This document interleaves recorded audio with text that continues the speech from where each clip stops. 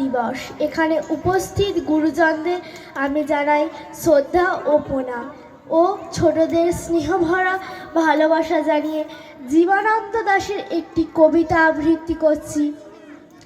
কবিতার নাম বাংলার মুখ আমি দেখিয়াছি।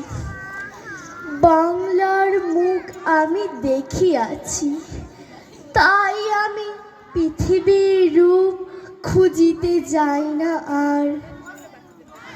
অন্ধকারে জেগে উঠে ডুমুরির গাছে চেয়ে দেখি ছাতার মতো বড় পাতাটির নিচে বসে আছে ভোরের দোয়েল পাখি। চারিদিকে চেয়ে দেখি পল্লবের স্তূপ, জাম বট কাঁঠালের হিজলে অসথির করে আছে চুপ। ফণি মনুষার ঝোপে সুটি বনে তাহাদের ছায়া দেখিয়াছি। এমনই হিজল বট তমলের নীল ছায়া বাংলার অপরূপ রূপ দেখিয়াছিল।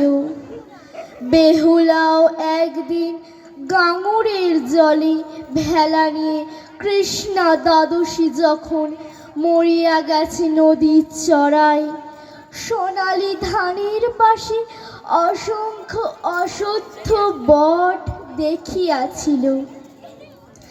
হায় শ্যামার নরম গান শুনিয়াছিল।